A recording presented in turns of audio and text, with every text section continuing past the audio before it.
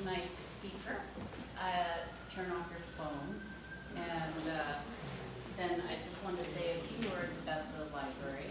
We're one of the oldest libraries in the country and the oldest in the city. It was founded in 1754 by a group of civic-minded people intent on creating a public library that would be very useful as well as ornamental to the city.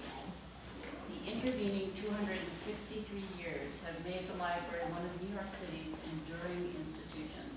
Please support the library's wide-ranging and ongoing services and programs. I'm Jenny Lawrence, former trustee and a longtime member of the library, and it gives me great pleasure to introduce Erica Wagner this evening. Erica grew up on the Upper West Side and went to Brearley. She moved to England in the 1980s to continue her education, first at St. Paul's Girls' School, and then Cambridge, and finally the University of East Anglia. She lives in London with her husband and son. She was the literary editor of the London Times for 17 years, and now she is a contributing writer for the New Statesman and consulting literary editor for Harper's Bazaar. Her work has appeared in The Guardian, The Economist, the FT, and the New York Times, among others. She's the author of several previous books, including a collection of short stories and a novel. Erica won the Eccles British Library Writers Award in 2014, which I hope she explains sometime this evening. And she is a lecturer in creative writing at Goldsmith, University of London. Her new book is about Washington Roebling, the engineer who constructed the Brooklyn Bridge, and with whom she has been fascinated since she was a girl. At 19, she Xeroxed a small photograph of Civil War Private Washington Roebling that she still carries in her wallet. And over the years, she has relentlessly tracked down new information about him. Hamilton Schuyler in 1931 and David McCullough in 1972 wrote biographies of Roebling in his great work, The Brooklyn Bridge. This was before Washington Roebling's manuscript biography of his father was discovered in the Roebling archives at Rutgers in the 1980s. Erica has found additional letters and his little pocket notebooks, weaving this wealth of new information into an unforgettable portrait, a man born in 1836 who suffered shocking abuse from his father, spoke only German as a child, underwent a Dickensian education, survived the horrors of the Civil War, and overcame the massive challenges of building the Brooklyn Bridge. Afterwards, he ran the wire rope company that his father started in 1841. Its products helped make possible some of the most important technological achievements of the industrial age, whether suspension bridges, telegraph and telephone cables, elevator and aircraft control cables, and countless other applications that wouldn't exist without them. Washington Roebling had lived several lives by the time he was 32 and began work on the Brooklyn Bridge, and he would live several more before he died at 89. Please join me in welcoming Erica Wagner.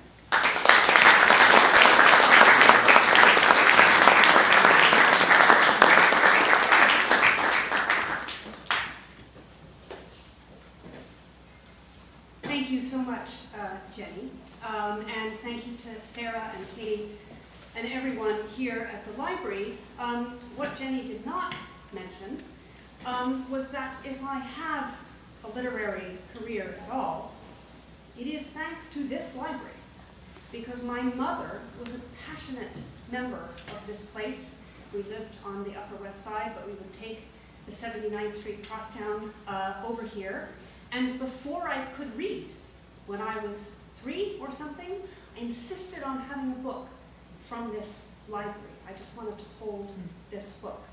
So all those things about myself that Jenny read, which sound very strange to me when I hear them, but it is all thanks to this place. So it's really especially wonderful to be back here. I have not been back since I was about 15.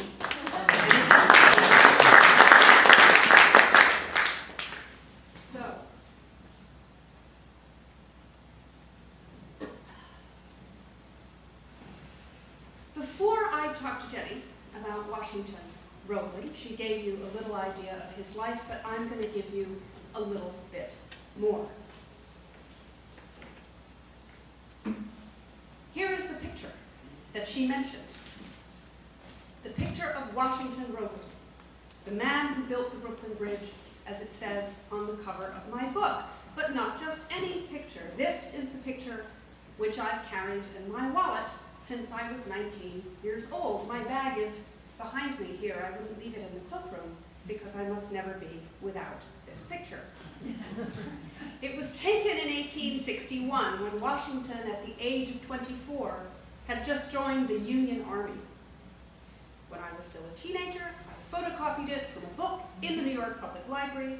I covered it with sticky tape to protect it, and I made that little envelope to keep it even safer. W-A-R. Wash's middle name was Augustus, and as it happens, my full name is Erica Augusta Wagner. Make of that what you will. A strange story, perhaps, so I will elaborate somewhat. I grew up here in Manhattan, as I said, just across the park on the Upper West Side, but I never set foot on the Brooklyn Bridge until I was a teenager. Brooklyn, I fear, was a little less cool in the olden days. But then I got myself a boyfriend. So many stories begin this way. A young English civil engineer. He came to visit me in New York one winter, but in truth, it wasn't really me he wanted to visit, I think. It was the Brooklyn Bridge. And so we walked on the promenade together, and like so many before me, and so many since, I was struck with wonder by the bridge. And it was no bad thing that I had someone with me who could explain how it actually worked. The boyfriend did what boyfriends tend to do. He disappeared. But there you go. However, the fascination with the bridge remained. How did it get there? Who made it? I began to read all I could about it, and that is how I met Washington. I read Hamilton Schuyler's early biography of the Roeblings. I read David McCulloch's The Great Bridge.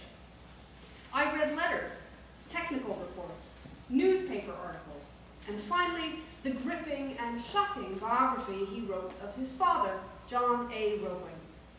I heard Washington's voice, as clear as a bell inside my head, erasing the near century that separated us. I am, and always have been, a writer.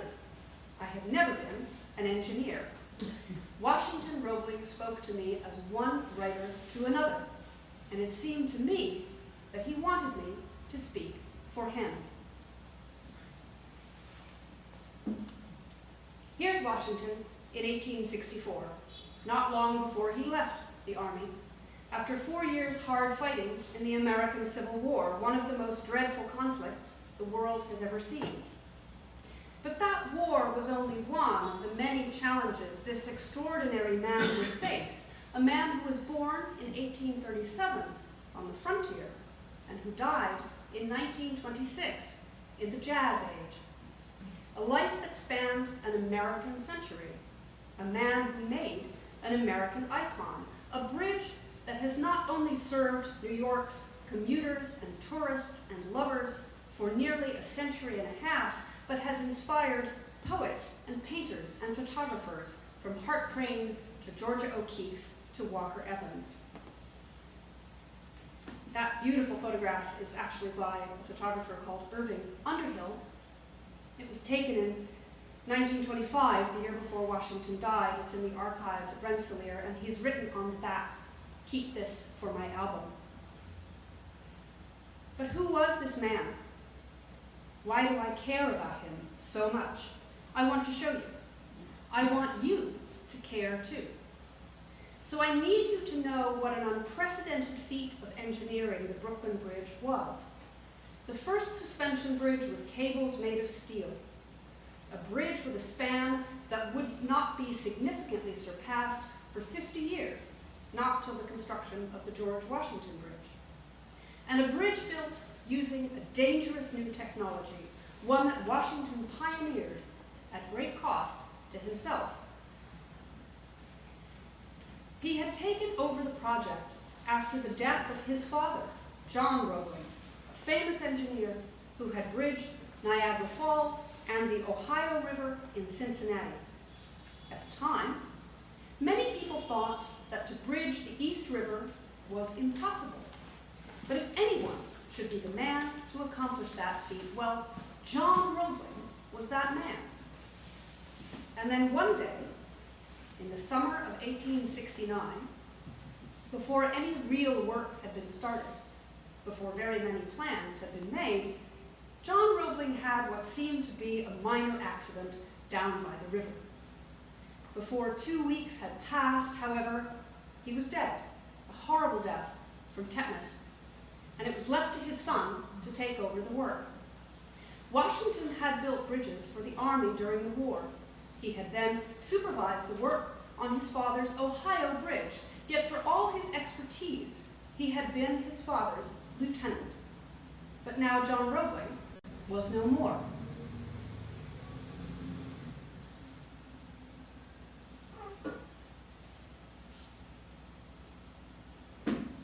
Here's the Brooklyn Tower of the Brooklyn Bridge, under construction in 1872.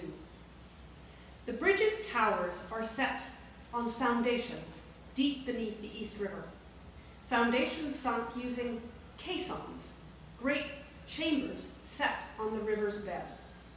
Inside these chambers, hundreds of men dug out sand and stone, while blocks of granite and limestone built the great tower above. A caisson is launched like a ship from a dock, an upside-down ship. This is the Brooklyn caisson before launching on March the 19th, 1870. And here is Washington's drawing of the inside of a caisson, settled on the riverbed, showing how it works. You can see the men digging down towards bedrock. There are shafts which pump compressed air into the chamber and allow the waste material to be taken out. The roof is made of layer upon layer of dense pitch pine. What's it like to work in compressed air? It's like diving under the ocean. The compressed air of the caisson keeps the river out, but come up too fast from this atmosphere and you get very sick indeed. In the 21st century, this is called decompression sickness. But in the 19th century, when, thanks to projects such as the building of the Brooklyn Bridge, its symptoms began to appear, it was called caisson disease. Getting the bends, some people say. Nitrogen bubbles in the blood cause agonizing pain, paralysis, and sometimes death. But that was only one of the dangers faced in this great work. The roof of the caisson, remember, was made of wood. And one day, in 1870, deep underwater, the wooden roof of the caisson caught fire. In the Roebling archives at Rensselaer Polytechnic Institute, Washington's alma mater, is a remarkable document. It is a note, written first in pencil, then crossed out and rewritten in ink, in a hand that is still almost completely legible, despite the passage of time, despite the haste in which it was composed. Accidents is the heading, and it begins with one word: fire. Throughout his life, Washington Roebling would write on any available scrap of paper, on the back of old stationery, on old bills and random slips. Here is one, evidence both of attention and exhaustion, of the need to keep every detail in his mind. It reads now almost like a kind of urgent poetry. Several small fires, leaks in seams. A caulking of oakum catches easily, some easily put out. Had to flood caisson, danger of doing it. Increased caution, water pipes, hose, steam hose from outside, fire on night of December 1st, candle, pointing with cement, bad place, would not be seen, burnt appearance, living coals, no smoke, risks, ultimate decision, 1,350,000 gallons of water. Fire not out till roof reached. On the timber roof of the caisson, the tower would rest. If the towers were to fail, all would fail. Everything could have been lost thanks to a moment's carelessness. Washington carefully considered what had caused the blaze. The immediate cause of the fire must be owing to a candle held in the right hand of the man who had his coat or dinner in a candle box, which was nailed up over the door close to the roof, he surmised. He could only reach the box by stepping up on a frame brace, when he would hold a candle with his right hand and reach into the box with his left. He must have held the candle there at least a minute, Washington wrote. The man, the Brooklyn Eagle reported, was called MacDonald. Once he had seen the hole burn through the wood, he filled it with plaster to conceal the blunder. MacDonald soon after disappeared and has not been seen since. But in the oxygen-rich atmosphere of the caisson, the wood behind the patch job kept burning. Living coals, as Washington described them. Buckets of water, carbon dioxide from fire extinguishers had no effect. A desperate remedy had to be tried. There was nothing for it but to flood the caisson from above, but such a plan was more than just risky. If the air should all be out before the water had reached the roof, the result would be a sudden drop of the caisson and the destruction of all supports by the weight of 28,000 tons, besides running the risk of causing the caisson to leak so badly as to render its reinflation impossible, Washington wrote. He had never been a man to stay at his desk. The chief engineer was now 33 years old. He was down at the work site, down in the caisson as much or more as anyone who worked for him. But now the hard work, and more crucially the weight of responsibility, began to take its toll on Washington. He had a team of assistants under him, but a decision such as this was his alone. All these considerations had to be carefully weighed, and the risks looked at from both sides before giving the order to flood the caisson. There was no intelligent mind to consult with, as all of my assistants make it a point to live 3 miles away from this work so as not to be on hand in case of an emergency, he wrote, with not a little bitterness. In the meantime, I had been down in the caisson for 7 hours and began to experience that peculiar numb feeling in the small of the back and lower limbs which precedes paralysis. Fireboats were called.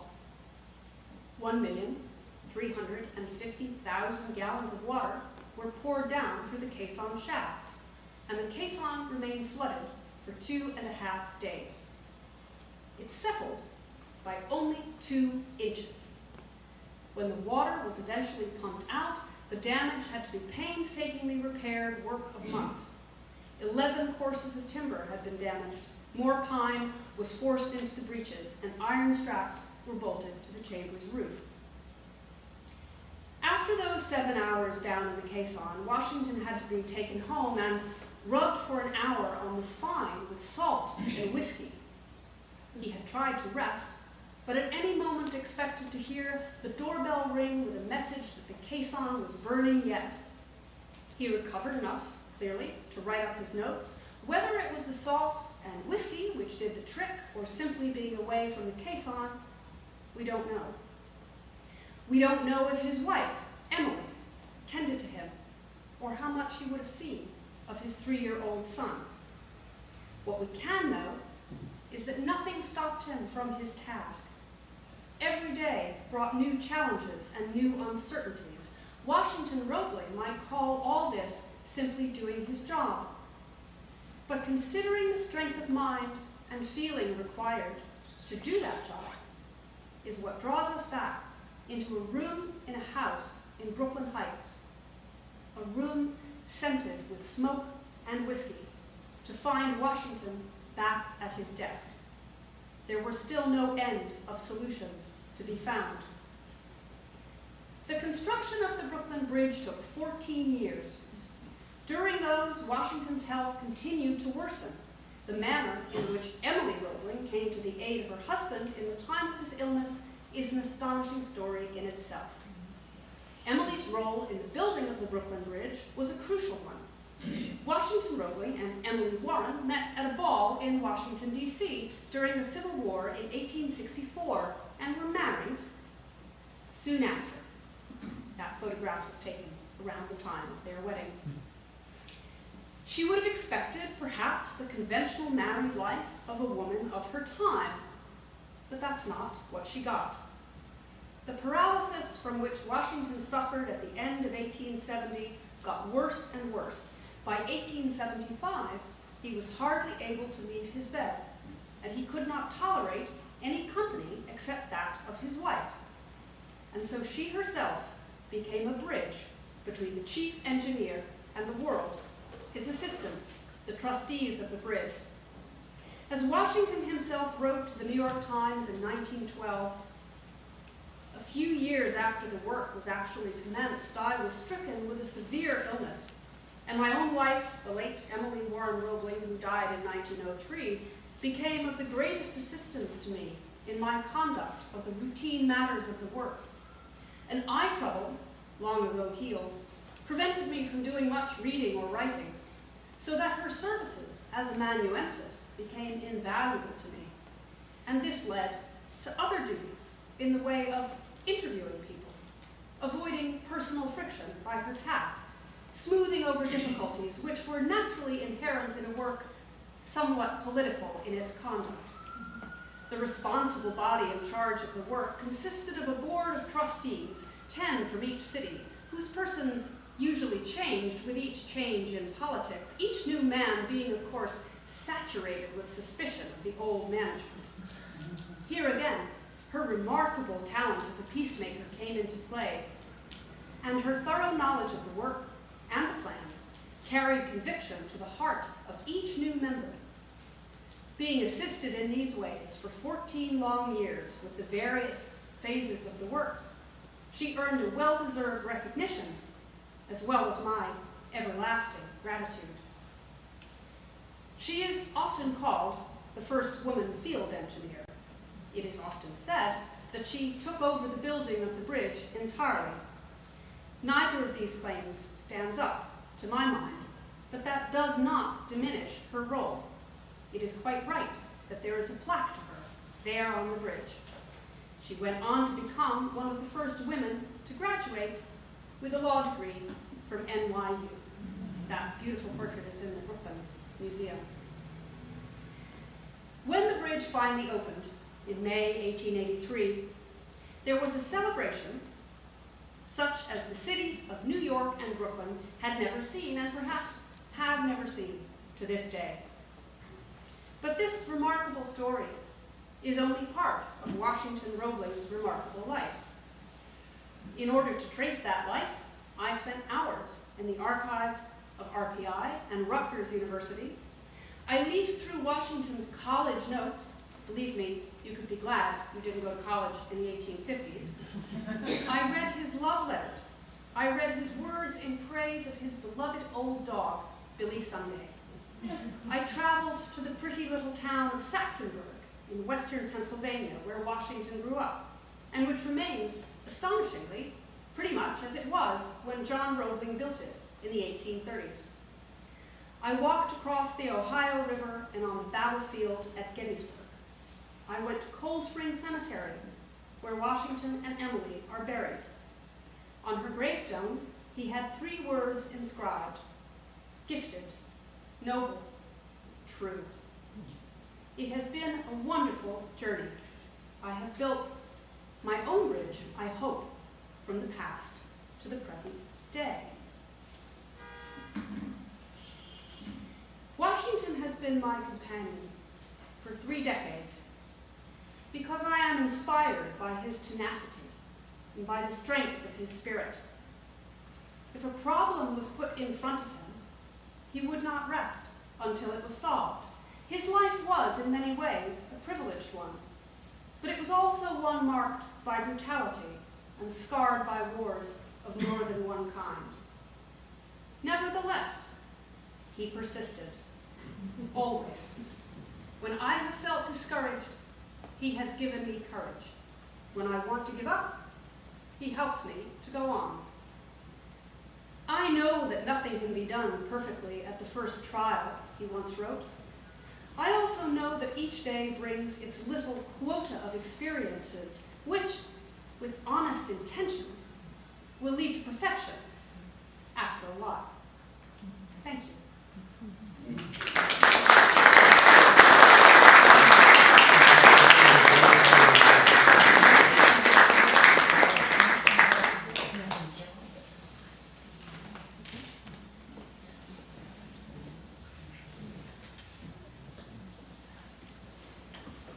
So now I'll rill her. Very good.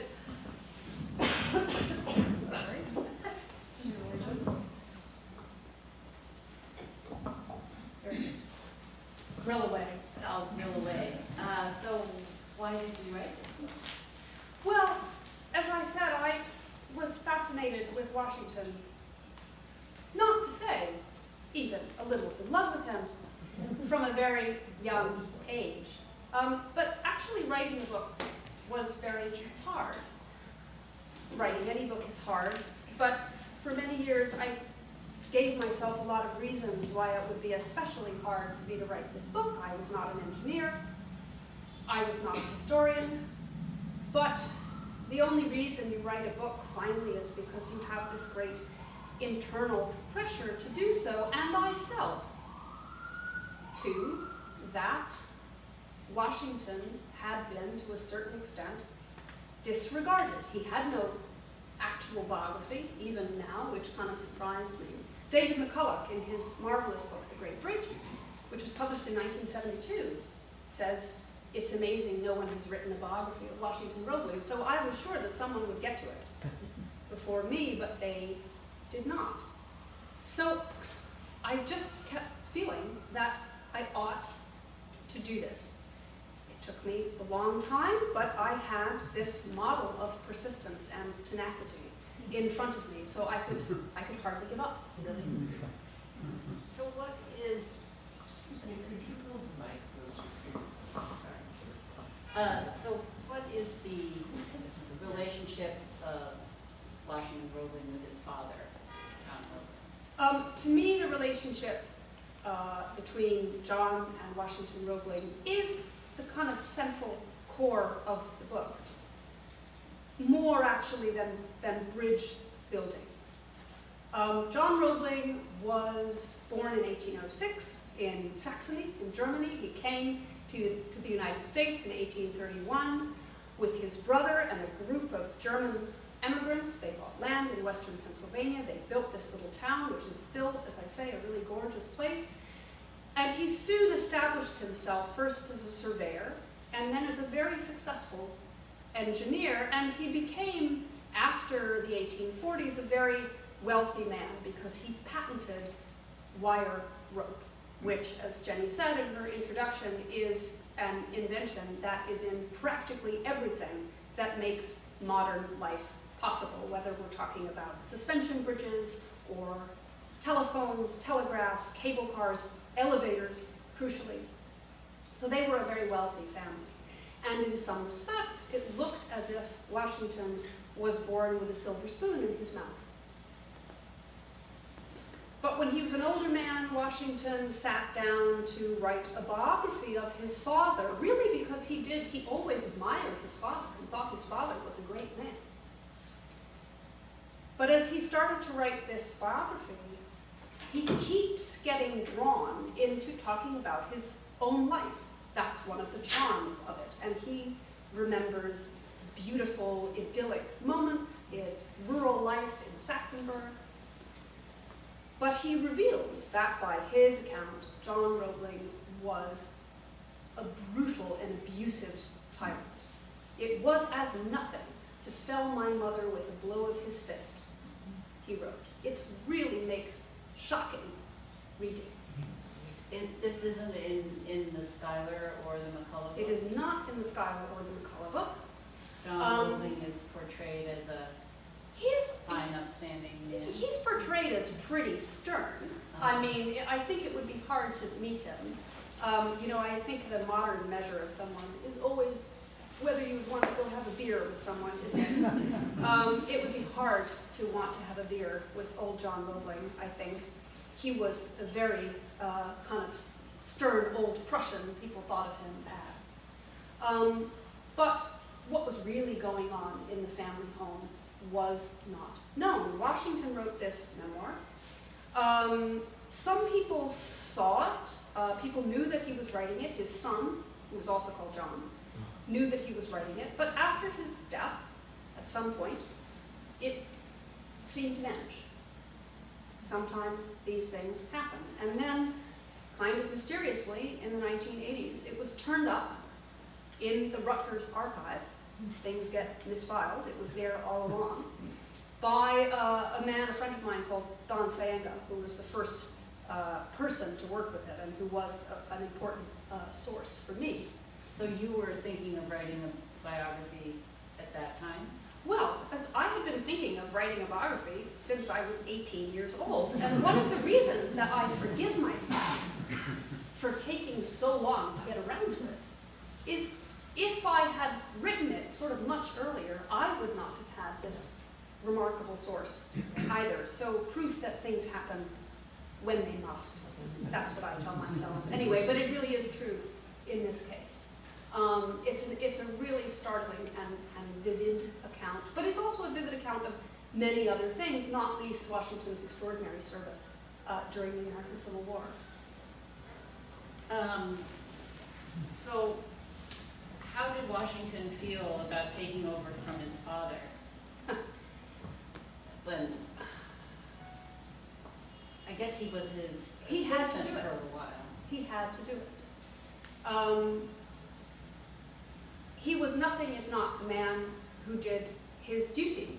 There really was no one else in the country who would have been equipped to do this job. It's hard to realize now when the Brooklyn Bridge is such an established fixture, not just of our lives here in New York, but around the world. It looks like it's always been there. And bigger, bolder suspension bridges are built all the time. Every stage of construction of the Brooklyn Bridge was radical. It's absolutely true what I said, that plenty of people thought, people who should have known, that a bridge this size could never have been built. Prior to this, all bridges were made using iron. Steel was a brand new and pretty unreliable, it was thought, metal produced in that quantity. So Washington had to figure out as he was going, and again, this doesn't really happen now. But he knew he was the only one he knew. He did, but he knew he would have to figure it out. It was not all, some people thought, and people still said, that people still say that it's almost as if the bridge was a kind of giant erector set. You know, he had all the plans and he just had to put it together. But it was absolutely not like that. So he felt he had no choice but to do it. You know, I think there was a point in his life where he thought that he might actually escape his father's influence, his father's grasp. Kind of ironically, his father's death ensured that he would not do so.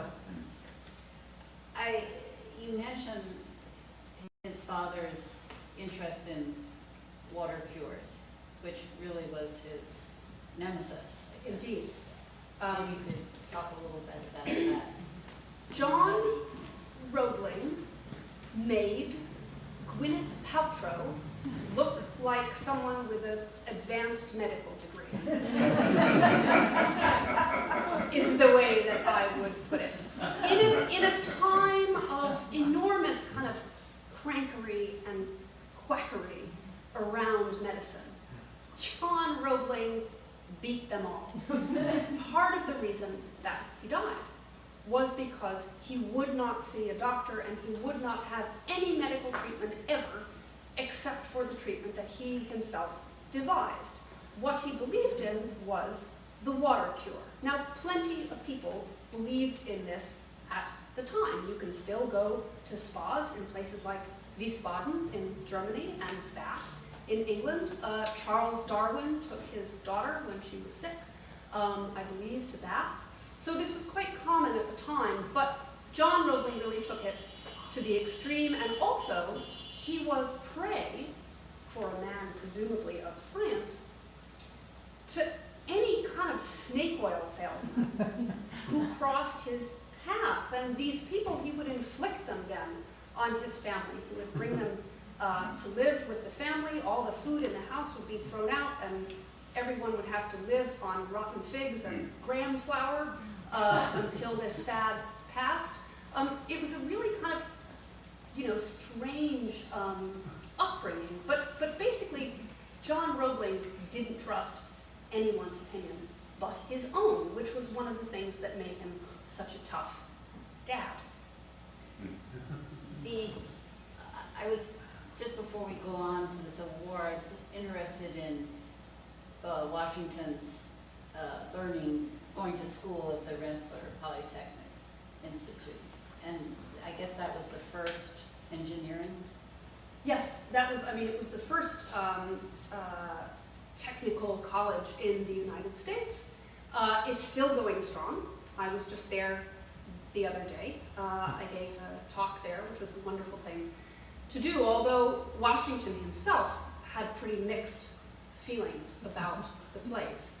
To give an idea of the severity of the regime, he was a member of the class of 1857. There were about 47 people in his class when he started, and 10 or 12 of them managed to graduate. It was really, really tough. And as I think you mentioned, because Washington was raised in a completely German community, he didn't even speak English until he was about 12 and was sent away to school. And at the time, also, too, to have an education in engineering was not necessarily what you had to have in order to be a civil engineer. Civil engineering was quite new, and plenty of the people who worked with Washington, some of his most valued assistants on the bridge, never went to college at all, just gained their knowledge in the saddle, as it were. But he was for 3 years at Rensselaer. He found it very difficult, but he remained attached to the place. Many of his papers were there. He sent his own son there, and he would always complain when all of his life they asked him for money. Nothing ever changes, but he always gave it to them. But do you think what balance of his experience as an engineer came from his father and what came from the Rensselaer? He said that what he learned at Rensselaer was of limited use because a huge amount of it was rote memorization.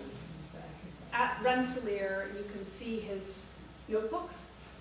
You had to go to lectures and take notes day after day after day. They never had any breaks. This was 6 days a week. His father wouldn't give him any money to live on, really, so he was always cold and always hungry.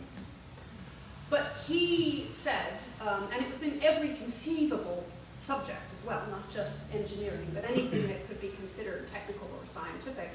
He said later in his life that he remarked that if a horse or a dog could be taught to remember, surely sheer memory was not such a valuable technique.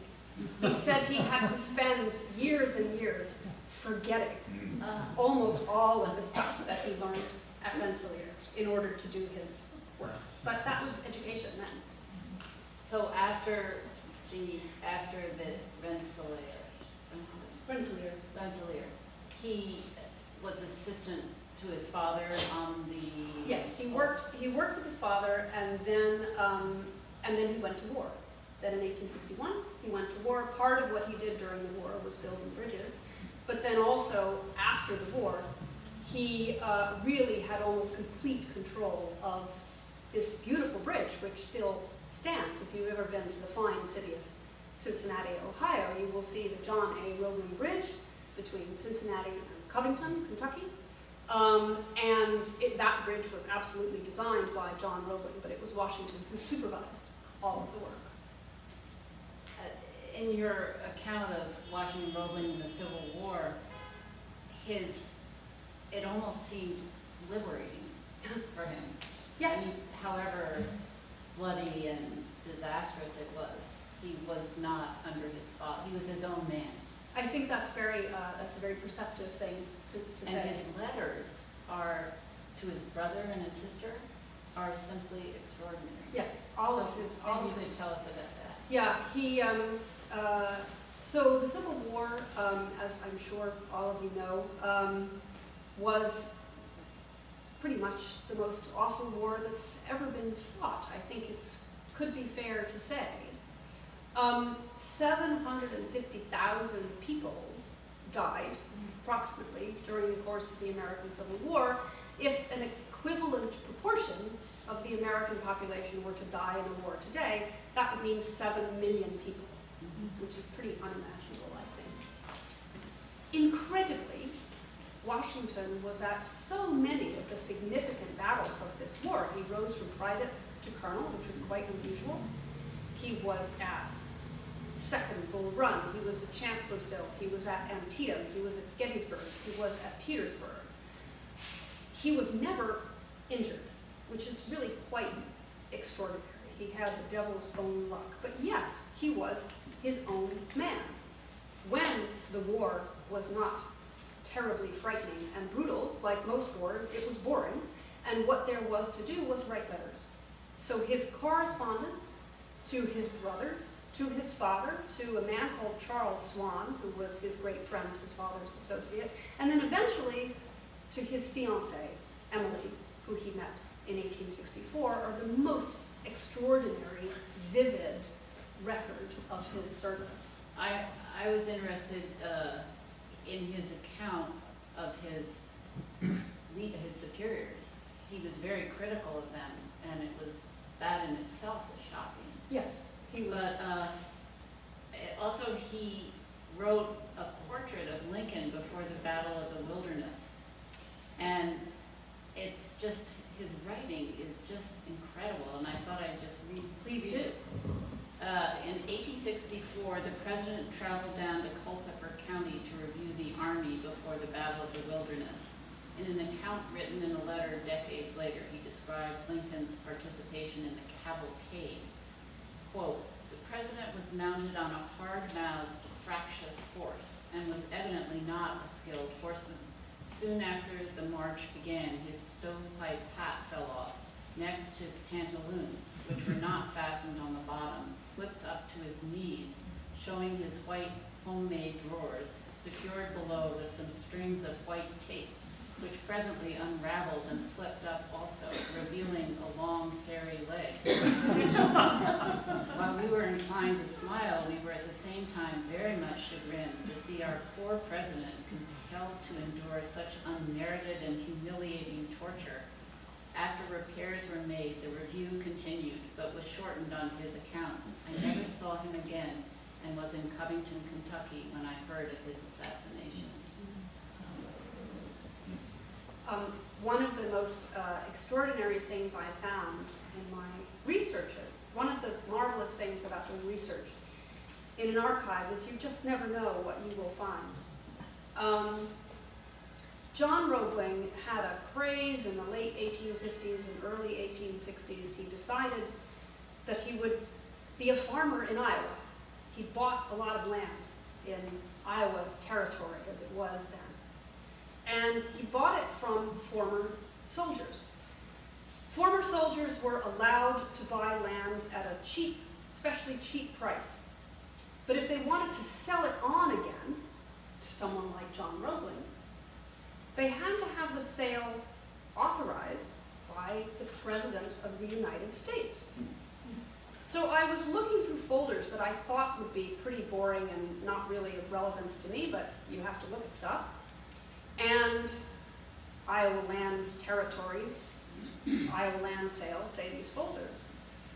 The last parcel of land that John Roebling bought was in August of 1861. So I pull out the certificate, which has been signed by Abraham Lincoln.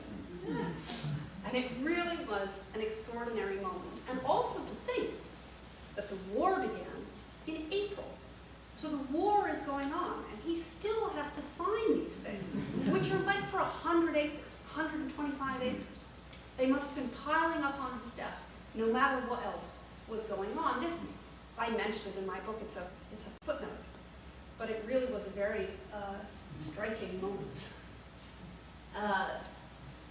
And so after, or just as this last year of the Civil War, he met Emily Warren, and it was a whirlwind romance. It was.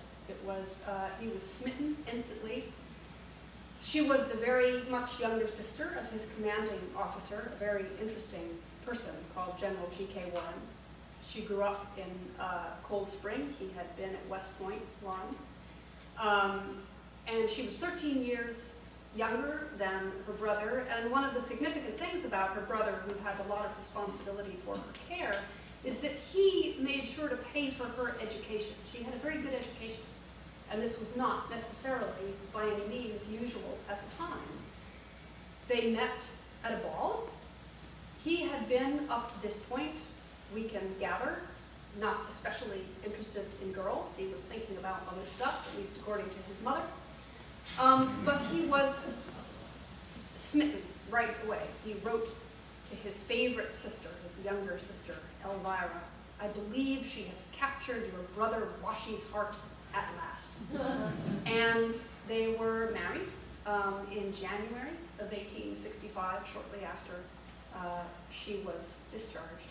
And as I say, she was really a remarkable woman in her own right, and had, I think, probably not the kind of life that she would have expected when they married. And John Roebling approved of her. Yes, John Roebling approved, much to Washington's surprise. He wrote to his father with fear and trembling, saying that he'd met this girl. And John's letter to his son, I mean, I can see why Washington was startled, because it is a letter of warmth and trust, such as you really do not see anywhere else in John Roebling's correspondence. It caused Washington to consider, to muse to Emily, that perhaps his father had had experiences of love of which he did not know. Washington's poor mother, as I have indicated, had a pretty rough time. But yes, his father loved Emily and was very approving and supportive of their marriage. And so the young couple moved to Cincinnati. They moved to Cincinnati. And again, John Roebling, he did not think that engineers' wives should live with engineers. But that, in that at least, Washington determined to forge his own path. So Emily was always with him. And then they went abroad. Yes, for and then 9 months. and then they had this remarkable trip to Europe. When John Roebling knew that the Brooklyn Bridge was in the offing, he sent Washington and Emily, who was pregnant, off on an extraordinary trip to Europe, to Britain and to France and to Germany and what is now Czechoslovakia, to look at the most sophisticated techniques for the building of suspension bridges. All of those techniques were really being developed in Europe at the time, particularly the use of caissons, the foundations that I mentioned. Those were really developed in Europe. And also he went to Britain particularly to look at wire manufacturers, because in fact, although John Roebling was a manufacturer of wire, the wire for the Cincinnati suspension bridge came from England, from a firm called Richard Johnson and Nephew.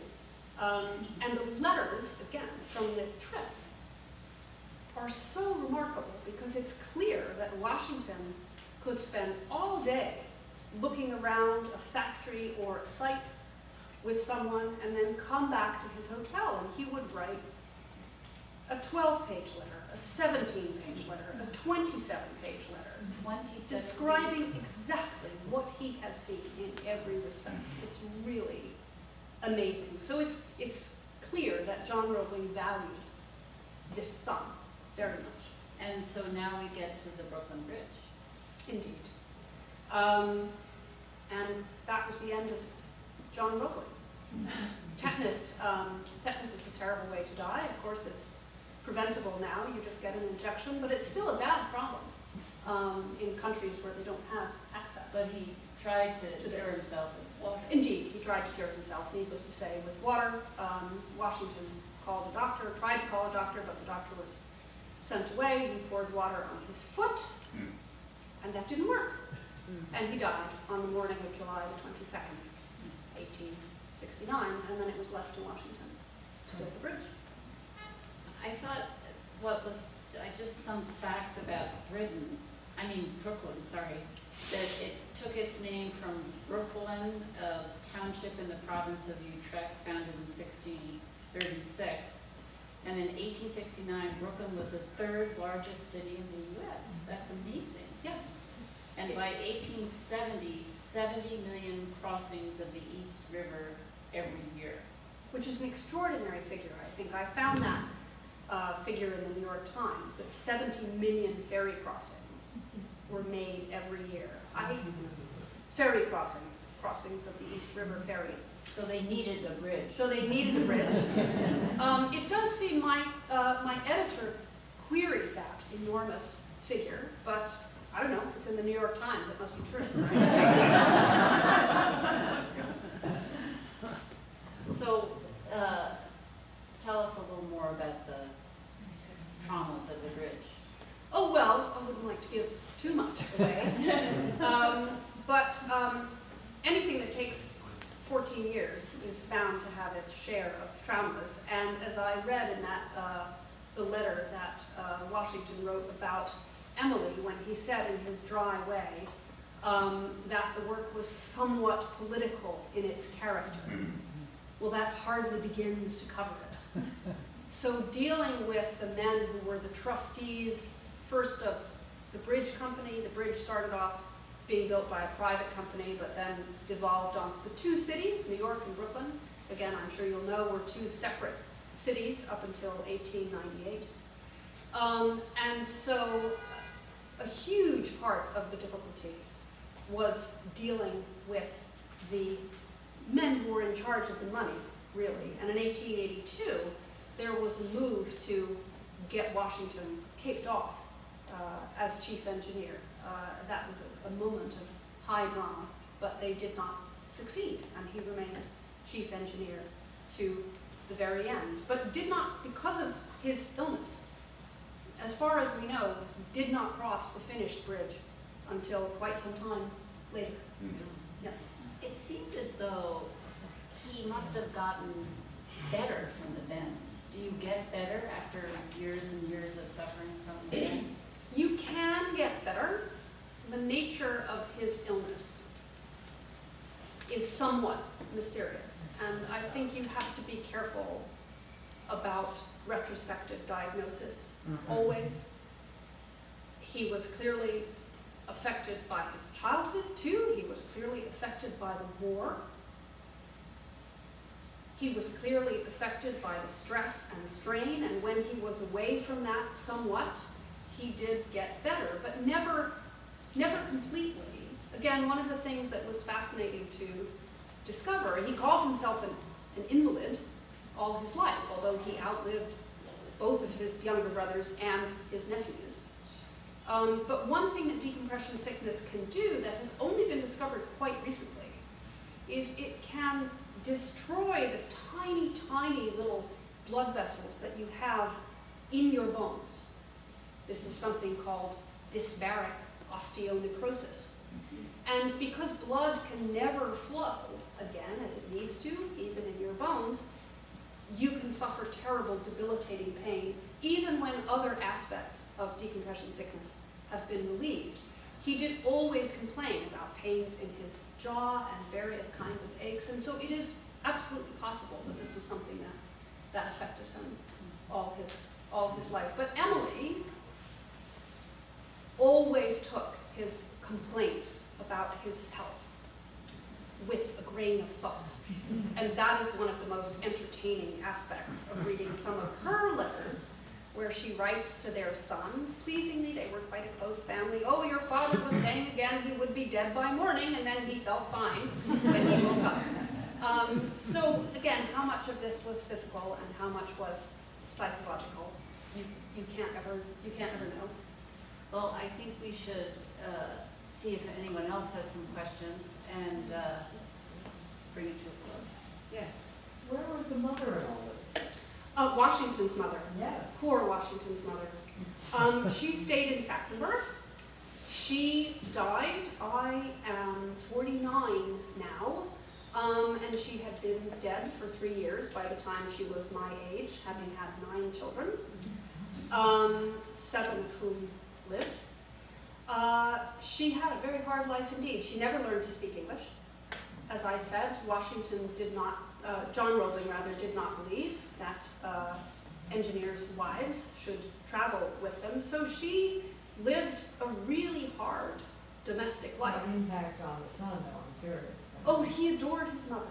I mean, She must have had a very strong she did, impact. and he said that. She clearly was one of the great ameliorating influences on his life. And it's telling, again, one can't be sure, but Washington's youngest brother was called Edmund. And he is someone who went completely off the rails. It's a very sad story. Edmund, however, was very, very young when Johanna Roebling died, and it's hard not to think, not to imagine what it must have been like only to have John Roebling as a parent. He loved his mother very much, and that there's one picture of her, that handsome face. He looks quite like his mother, too. Very handsome face. Thank you. Yes. Was he involved with any other bridges after the Brooklyn Bridge? No. Not really. He had no interest, or because? Oh, he had interest, but he was not well. The family company, John A. Roebling's son's company, was very much involved in other bridges. So there are Roebling cables in the Williamsburg Bridge, and then after Washington's death in the George Washington Bridge and in the Golden Gate Bridge. So he remained involved in the company and certainly took an interest, but he was not, he was never in charge of another bridge. Yes. Yes. Now, you spoke at great length about the engineering artistry, but you didn't address the aesthetic artistry of the bridge. Can you talk a little bit about that, please? That's a good question. The bridge, the Brooklyn Bridge as you see it, is John Roebling's design, the design of the towers and the cables. If you go to the archives at Rensselaer, there are these extraordinary, some of the most extraordinary drawings are the tower elevations drawn by John Roebling, which are about 8 feet long, 3 feet. You lay them out on the table and they're incredible. He had a great aesthetic sense. And he absolutely believed, as many people did though, it's one of the wonderful things about reading about the 18th and 19th centuries, that the aesthetic and the technical were not separated in the way that they can be now. I would also argue that it's one of the wonderful things about any kind of engineering. Any structure that does what it is meant to do and is designed simply to fulfill its structural needs will perforce be beautiful. Beauty is inherent. The way that a suspension bridge must be built ensures that it is beautiful. I have no great love, let's say, of the 3 bridges across the river. I don't especially love the Williamsburg Bridge, but still, it has the loveliness of that curve, of its support. So part of it is simply the structural necessity. John Roebling, though, also was ahead of his time. I'm sure you all know that we have in New York 3 new bridges finished or about to be finished. The Kosciuszko Bridge, the new New York Bridge, the Tappan Zee Bridge, and the Goethals crossing, and all of those are called cable stay bridges, which is theoretically a relatively new method of building bridges. It's cheaper than building suspension bridges. But those diagonal cable stays, which you can see in the New York Bridge, are the diagonal stays which you see in the Brooklyn Bridge. So the Brooklyn Bridge is actually a combination suspension and cable stay bridge. That's what that beautiful lattice work is. So that was really something ahead of its time. Thank you. Well, on that note, I think we will thank Erica.